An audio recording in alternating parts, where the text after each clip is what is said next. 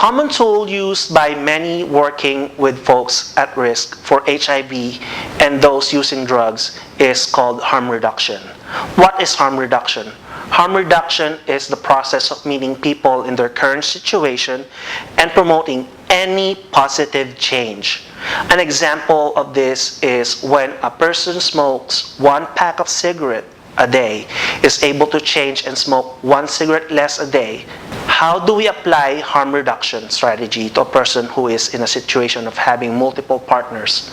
We can say reducing the number of partners and making sure to use condoms at least reduces the potential harm to the person.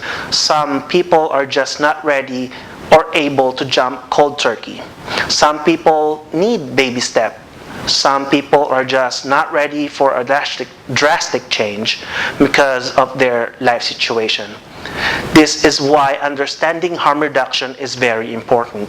By supporting harm reduction, do we then condone promiscuity? The answer is no. There are many other situations that teaching harm reduction can apply. Some people may think that their spouses or partner will never cheat. However, we see it time and again that such things do happen. By teaching harm reduction such as safer sex, we then are providing the information and tools to helpfully reduce the potential harm to the unaware partner. Another situation is a person dating someone who refuses or avoids discussions about their HIV status. Making sure that our church members have all the tools to protect themselves is important in this kind of situations.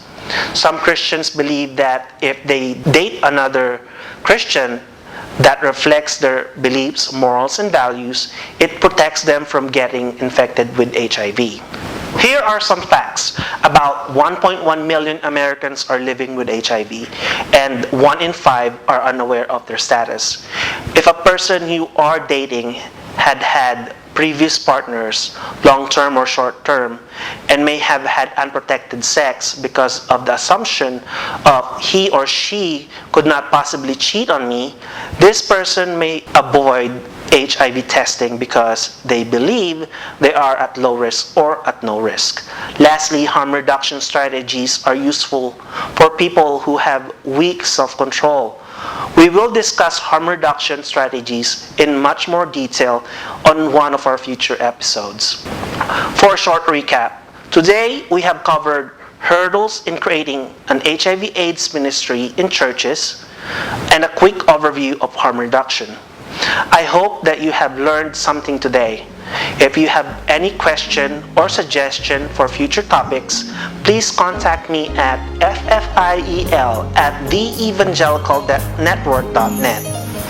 See you in our next episode, and remember, let's break the silence and let's talk HIV. While watching our family, they live no longer. We stand against it, fighting even stronger.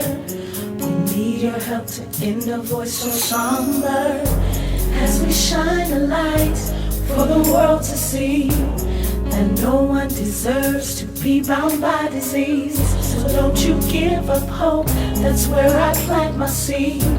So hold my hand and speak for all humanity. Last HIV, it won't last too much longer. It won't last HIV.